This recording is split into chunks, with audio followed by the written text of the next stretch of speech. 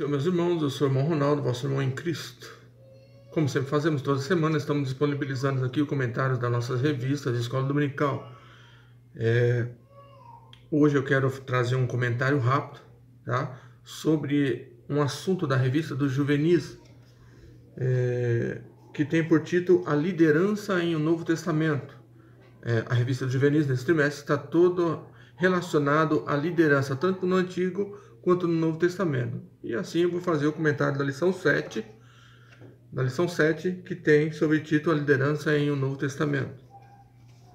Eu vou falar breve aqui, vou fazer um comentário breve, e não vou citar muitas referências, mas você pode observar que na revista há muitas referências de grande proveito. Ela está recheada de referências e faça proveito dessas referências, para que você tenha bastante suporte, bastante subsídio para a sua aula na sua classe. Amém? Vamos lá. A liderança em o Novo Testamento, né, que seria o título da lição. Então, ou seja, após a morte de Jesus, né, a igreja, na realidade, dentro daquilo que nós já aprendemos, ela não tinha um líder, né, formalmente, vamos dizer assim. Saiu Jesus e ficou fulano, né? Mas, naturalmente, surgiu líderes entre o grupo dos cristãos, entre os irmãos, né? É bem verdade que a comunidade, ela tinha como referência os apóstolos, né? E até mesmo eles foram colocados, de certa forma, na frente, como líderes, né? Como os primeiros.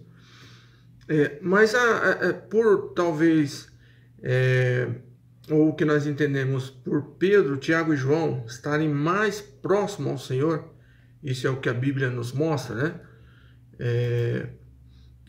Porque várias passagens mostram aí em destaque Pedro, Tiago e João. Então, talvez por causa dessas questões ou dessas situações em que envolvia principalmente os três, a igreja na época considerava que eles eram os líderes da igreja, né? Nós vemos aí o destaque aí, principalmente de Pedro e Tiago, né? Que lá no capítulo 15 de Atos dos Apóstolos, no Concílio de Jerusalém, tanto Pedro quanto Tiago tomaram a iniciativa ali e declararam aos irmãos questões que estavam relacionadas ao que se observar da lei, enfim. Você lê no capítulo 15 de Atos, você vai ver ali a situação que envolvia. Então, eram os três, né, que geralmente estavam envolvidos mais com o Senhor. Nós vemos aí no Monte da Transfiguração, em que havia os três, no Getsemane, na ressurreição da filha de Jairo. Então, o que nos mostra que principalmente eles eram os que mais estavam destacados aí. E era natural que a comunidade na época, né, ou até mesmo os cristãos, eles esperavam deles aí uma liderança dentre todos, principalmente eles como líderes, né? O texto áureo, Paulo, ele está escrevendo a primeira carta aos Coríntios, e no capítulo 4, no versículo 16, ele diz assim: Admoesto-vos, portanto, a que sejais meus imitadores. Então, era o pedido aí de Paulo, né, que eles o imitassem, tá? Quando nós falamos de líder, e no caso ali de Paulo, que foi entre todos um dos maiores líderes da igreja primitiva, o que Paulo está querendo dizer ali, quando ele fala para que o imitassem, né, ele estava aí fazendo entender o quê? Ele estava chamando a responsabilidade, porque o líder, né, ele precisa deixar um legado, ele precisa deixar um exemplo, né, e esse exemplo para ser seguido. Tá? E nisso o líder precisa ter convicção da sua liderança e da sua posição, e assim fazer o quê? Se impor de forma chamando a responsabilidade para si, né? E se colocando na condição de realmente uma pessoa de frente, né? E um exemplo a ser seguido, né? E isso era o que Paulo fazia, ao ponto de chamar a responsabilidade para si e entendendo que realmente ele era um líder, né? E ele era um influenciador, ele era um grande exemplo a ser seguido, ao ponto dele dizer: me imitem, né? faça da forma que eu fiz, né? Seja como eu sou, né? Pense como eu penso, andem do jeito que eu ando. Então, em várias, ou até mesmo dentro de todo o contexto bíblico, nós vamos entender claramente isso na vida de Paulo, né? Seja falando para que imitasse, seja dando exemplo e trabalhando, né? Esse é o grande legado e até mesmo o grande exemplo do líder, porque ele, no caso de Paulo, ele fala que era para imitá-lo, mas também as suas atitudes demonstram a sua grande liderança, né? Em tudo que ele fazia. A parte do sintetizando, que está na lição, o professor pode abordar a questão seguinte, que havia, apesar de existirem vários líderes, né, existiam princípios fundamentais, né, de liderança, ou seja, foram criadas normas, conceitos e formatos, né, para que isso ficasse como exemplo, né, o caso do exemplo de Paulo, né, então, ou seja, existem, né, dentro do contexto bíblico, princípios, né, e normas e formas de liderança, né, dentro do contexto bíblico, que precisam ser deixados, que precisam ficar ali e não podem ser alterados, apesar de uma grande quantidade de líderes que existe na igreja. Aí também, sintetizando, ele vai nos dizer o quê? Para tomar cuidado, tá? Para que não venha pegar coisas seculares, até mesmo lideranças ou ensinamentos de lideranças, ou até mesmo aplicação de lideranças seculares e implantar dentro da igreja, tá? Porque o nosso maior manual é a Bíblia, e assim como eu falei, existem normas, tá? Você pode até pegar alguma coisa da área secular para aplicar na igreja. Porém, o que nós temos que entender é que o nosso manual é a Bíblia. O que pode trazer de lá de fora não pode confrontar, chocar, né? Contradizer o que a Bíblia Sagrada diz, tá? Porque uma vez feito isso, está fora do padrão bíblico, é inaceitável, não pode ser aplicado. Então, nós devemos tomar cuidado para não trazer modelos de liderança fora da igreja, para dentro da igreja, e uma vez fazendo isso, se estiver fora do contexto bíblico, nós podemos trazer até mesmo um prejuízo para a igreja a qual nós servimos, ou a comunidade que estamos. Pois bem, a leitura bíblica em classe, Paulo, escrevendo na primeira carta aos Coríntios, no capítulo 4, 19, no capítulo 4, desculpa, do versículo 9 ao 16, Paulo mostra ali, como eu já falei, que é um exemplo de liderança a ser seguido.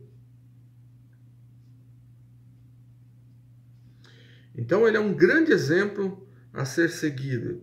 E ainda reforçando, ele mesmo diz, aí na leitura bíblica em classe, para que o imitasse, né? Ao ponto dele chamar essa responsabilidade, entendendo da sua influência, e pedir para que eles imitassem. Só que mesmo assim ele se considera como servo, tá?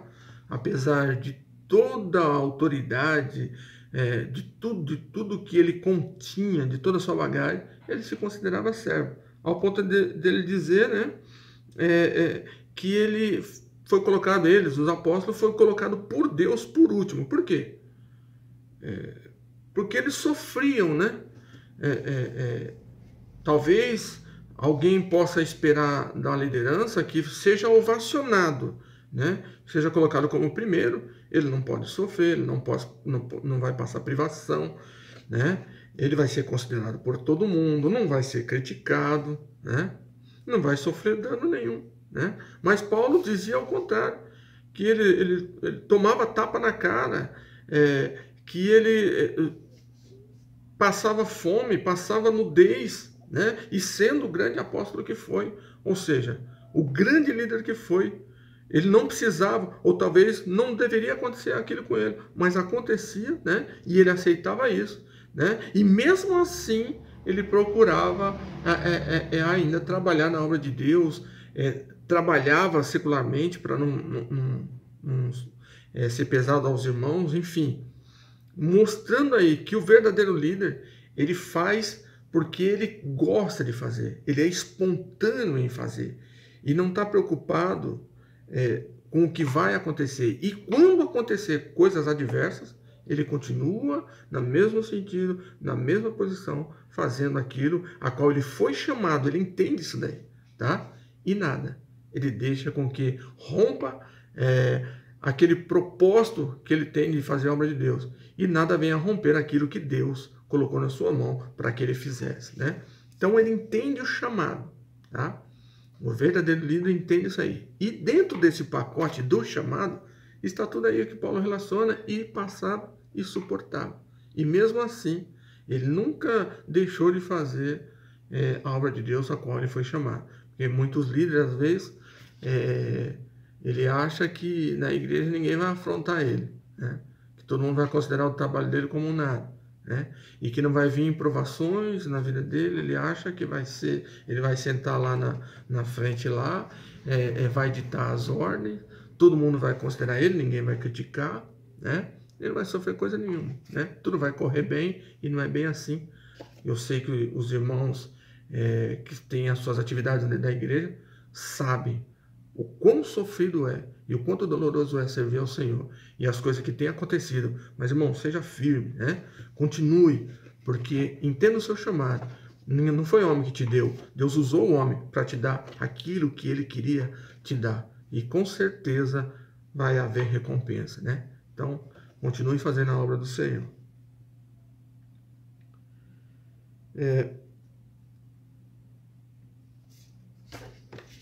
Então vamos lá para a introdução.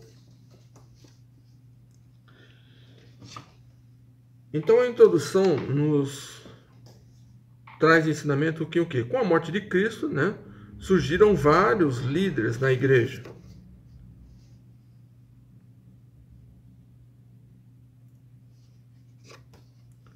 Surgiram vários tipos de líderes na igreja, né? Só que cada liderança e líder. Então, liderança, cargo, função, e líderes, pessoas que surgiam na igreja, cada um tinha a sua particularidade, o seu modo de trabalhar, né? A sua forma de trabalhar, a sua característica, enfim, tá? Então, não havia um modelo único, não existe uma forma, ó, se lidera desse jeito, né? Faz desse jeito, né? Ainda porque cada um tem o seu chamado diferente. A liderança é uma, porém a forma dessa liderança, até mesmo dentro da igreja, os irmãos veem isso daí, coloca um líder de mocidade. Aí ele lidera durante um tempo, tá? Passou esse tempo, coloca outro líder. Pode ver que vai ter diferença dele. Ele vai liderar, tá? Como um padrão bíblico, porém de forma diferente, né? Ao ponto do membro falar assim: eu gostava de fulano porque fulano fazia dessa forma. Ou vai dizer também: eu não gostava de fulano porque ele fazia dessa forma. Então isso é natural. Então não existe um modelo único, tá? Então a introdução nos mostra aí. E cada um tem a sua particularidade e cada liderança tem a sua particularidade, a sua forma de ser e os líderes a sua forma de agir, tá? O primeiro tópico diz assim, vamos olhar na revista, que é o quê? As várias funções e tipos de liderança no Novo Testamento, tá? Então, as várias funções, como o próprio comentarista diz, lendo as Escrituras, nós vemos vários tipos de ministérios, tanto no Antigo como no Novo Testamento, tá? Aí ele coloca a pessoa de Jesus, tá? Que foi único. Quando nós falamos em Cristo como líder, ele foi único. Mas ele também levantou líderes, né? De que forma? Ele, quando liderava, ele chamou discípulos. E de uma certa forma, né, os discípulos eram líderes, tá? Eram considerados líderes ali. Depois ele vai e levanta os 70, né? Os 70 discípulos, que também foram colocados e espalhados como líderes, em que o povo via e tinha eles como liderança, tá? Depois, Jesus pega e levanta desses discípulos os 12 apóstolos, já é uma outra forma de liderança. E essa liderança com o nome de apóstolos, tá? E depois os apóstolos levantam outros tipos de liderança. Então, quer dizer, os apóstolos, eles tinham a forma de liderar e dentro dessa forma, aliás, os apóstolos, eles eram chamados para um tipo de liderança e dentro desse tipo de liderança, eles tinham as suas formas de liderar, tá? Aí foi levantado também pelos apóstolos os anciões, tá? Os presbíteros, né? Os bispos, né?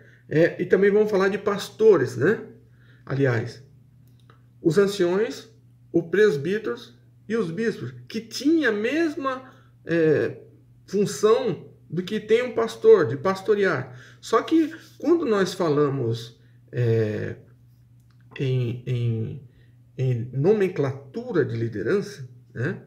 Nós podemos entender aí que cada tipo de liderança, seja o apóstolo, seja o ancião, seja o bispo, seja o presbítero, eles são líderes e são feitos para pastorear. Mas até a nomenclatura deles, se você pesquisar o que é a função do presbítero, o que é a função do diácono, você vai ver que há, na realidade, uma certa diferença, né, de cada tipo de ação em cada função. Essa é a questão aí. Cada um tinha a sua forma de liderança. E quando nós falamos da nomenclatura, né, no caso do pastor, né, o nome já mostra, né, que é o que cuida da ovelha, é responsável pelo rebanho, né? Então, a nomenclatura, ainda que era um líder, mas a nomenclatura já mostra a função que ele realizava. No caso dos bispos, na realidade, ele era o quê? Né? Era um supervisor, um superintendente, né? Que ele supervisionava a igreja com relação ao ensino, enfim, e outras coisas. Já o presbítero, né? Ele tinha o quê? A função de, no caso, eles mostravam para servir, para mostrar a sua experiência, né? Através da sua experiência, eles cuidavam dos demais, passava ensinamento de experiência para os demais. Então, a nomenclatura, ela mostra aí que havia, né? Apesar da liderança, de serem líderes, cada um tinha a sua diferença, a sua particularidade, e isso até mostrando aí, né, que o reino de Deus, ele é imenso, né? A forma de Deus trabalhar, ela é imenso, né? Através da sua igreja. Então vamos lá. Os apóstolos, né, levantavam anciões, presbíteros, bispos, enfim.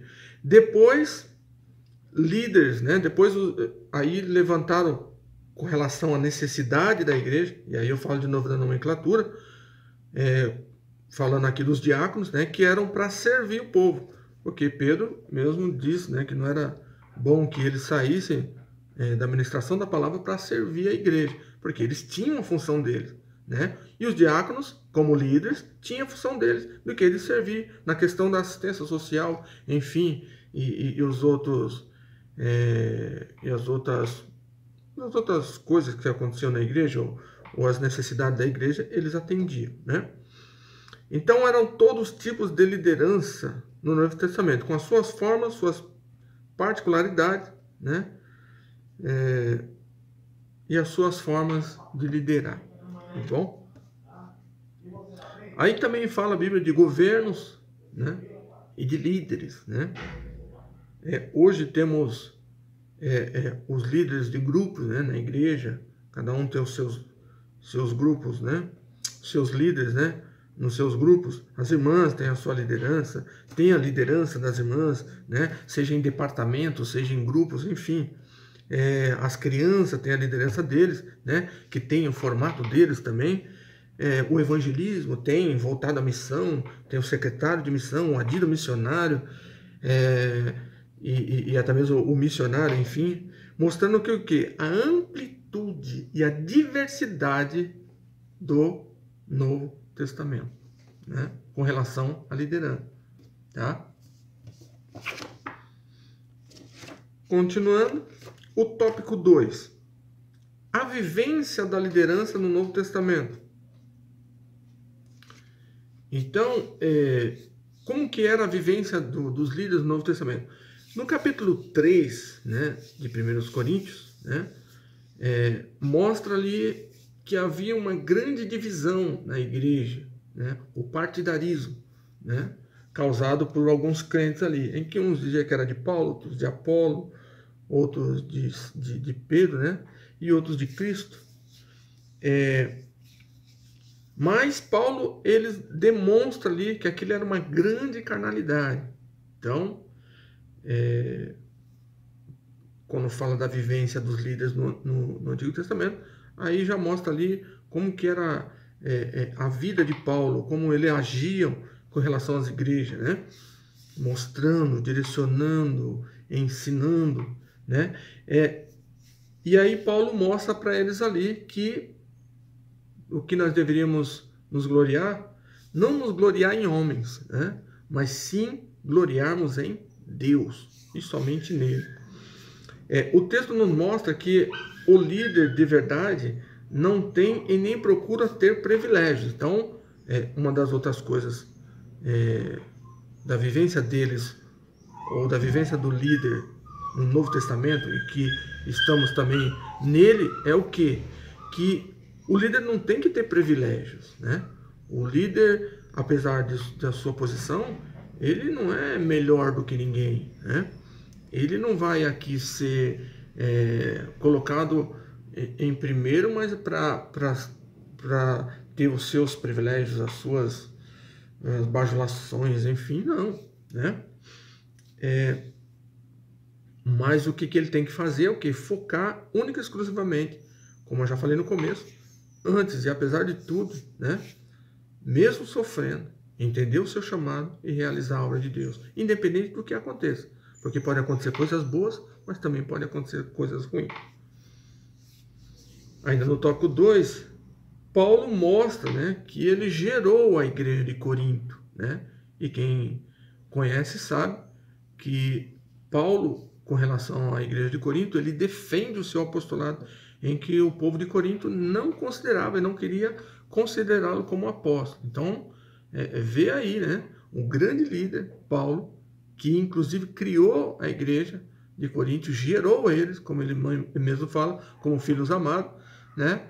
E mesmo assim ele era rejeitado pelos próprios filhos. E Paulo, dentro de tudo isso, procurava permanecer firme naquele propósito, naquele objetivo, naquele sentido e realizando a obra de Deus independente de qualquer circunstância.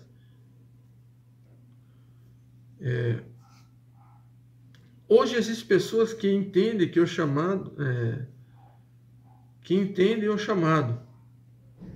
e não esperam nada de homem, mas trabalham, né? Existem pessoas assim. Tem que existir pessoas assim, que sejamos pessoas assim, né? Nós devemos ser pessoas assim, que entendem o chamado e, independente de qualquer coisa, procura fazer a obra de Deus. Porque até mesmo o comentário no tópico 2 nos mostra que existem pessoas que, na realidade, o que eles querem na igreja é posições, né? E até mesmo dinheiro, né? A visão dele é sobre isso. O que ele quer, o que ele deseja, na realidade, é alcançar status, posição, dinheiro, né? Ser ovacionado, ser considerado como bom, como o melhor, enfim. Então, é uma visão distorcida, né? No que se diz a liderança dentro do contexto bíblico da palavra de Deus. E o tópico 3, né? Terminando aqui. Ainda temos o tópico 4, mas o tópico 3 diz assim: a diferença da liderança do Novo Testamento e do Antigo Testamento. Então, o comentarista ele nos faz entender o seguinte: no Novo Testamento, não há líderes que veio de uma linhagem, né? Ninguém é filho de pessoas que foram líderes no passado, né? Como acontecia no Antigo Testamento, e que nós vemos principalmente no livro de Reis, né? em que morria o pai, entrava o filho, enfim. Já no Novo Testamento, não é dessa forma que acontece. É único e exclusivamente pelo chamado, ou seja, o Senhor ele nos chama e cabe a nós aceitar esse chamado. E quando ele não chama nós porque somos bons, porque somos filhos de alguém, porque temos dinheiro, porque temos posição, não. Ele chama todos, né? E aquele que aceitar o seu chamado, né? Ele capacita, ele direciona, enfim, ele usa para fazer a sua obra.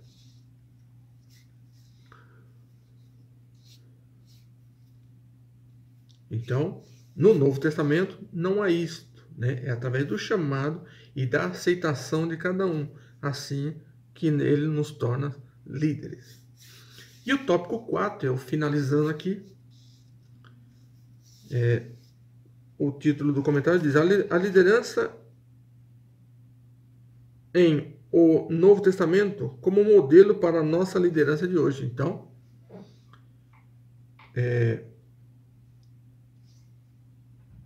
o modelo de liderança para nós nos dias de hoje está na palavra de Deus e no Novo Testamento, como o próprio comentarista nos diz, né?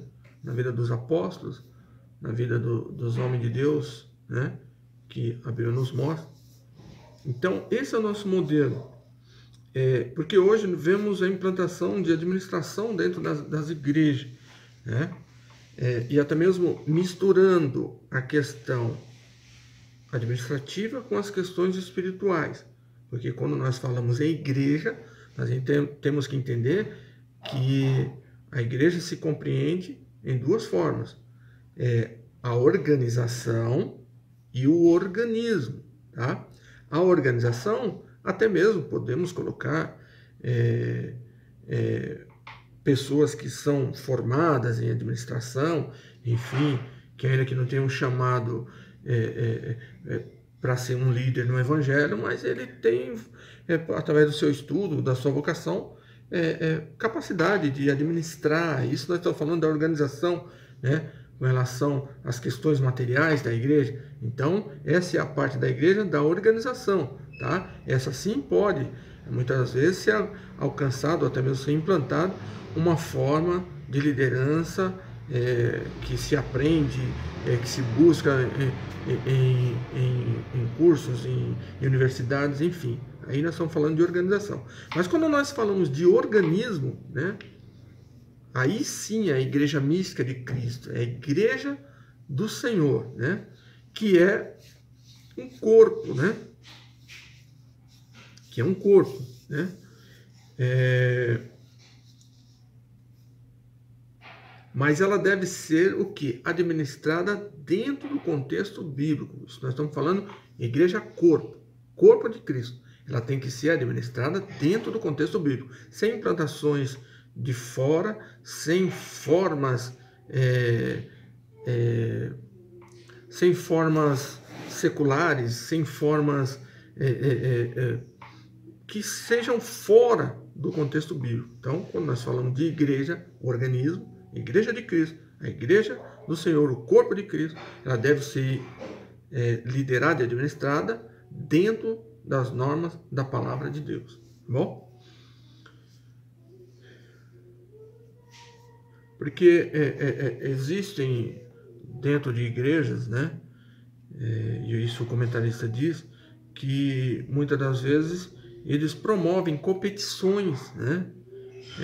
Não estou falando das competições que às vezes em brincadeira, como às vezes temos a escola dominical, enfim, sobre os estandartes, que motiva os alunos a virem, a contribuir, enfim, então não. Mas competições da forma que muitos querem se sobressair sobre os outros, né? E pensam na realidade nas questões humanas, nas questões materiais. É isso que ele está querendo dizer. Ele fala também que há dentro da igreja sabotagens, né?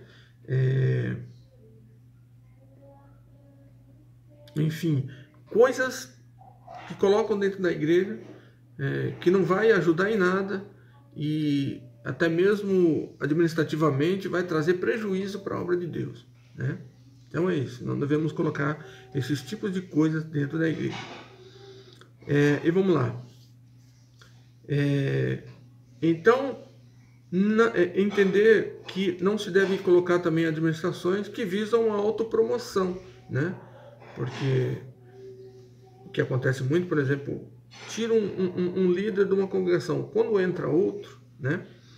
Ele procura fazer de forma para provar que ele é melhor do que o anterior, fazendo o quê? Tentando implantando coisas para tentar se autopromover, né? Ou até mesmo algumas situações dentro da igreja em que há implantações, né, para que ele busque única e exclusivamente enriquecer, né? Então, esse tipo de coisa, esse tipo de administração não deve haver dentro da igreja, porque uma vez que a igreja é do Senhor, o melhor é Ele, né? O mais importante é Ele, a glória é dele, tudo é dele, né? Tudo, quando nós falamos tudo, inclui material e espiritual, tudo é do Senhor, amém? Então aqui fica a minha fala.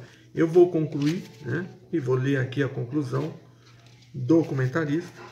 Fui breve aqui no meu comentário, mas o meu objetivo é que você tenha subsídios para que na sua aula você possa dar uma boa aula.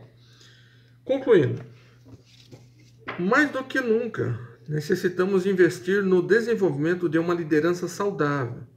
Sem líderes segundo o coração de Deus, não haverá crescimento da obra do Senhor. O Novo Testamento, como vimos nessa lição, é uma fonte inesgotável de princípios, exemplos e bons objetivos para a liderança. Você, adolescente jovem, é o futuro da liderança da nossa igreja. Se hoje você aprender os princípios corretos para a liderança, amanhã teremos comunidades mais sadias e pessoas cada vez mais felizes. Então, o que o professor deve enfatizar na vida dos alunos ou para os alunos é que eles são a liderança futura, né? E que eles têm que pautar a sua vida na palavra de Deus e ser líder segundo o coração de Deus, segundo o que diz as Escrituras Sagradas, né? Para que eles venham ter sucesso, né? E para que eles venham naquele dia receber a recompensa do Senhor, né? Então que eles sejam bons líderes e bons administradores, amém? Que Deus abençoe em nome de Jesus.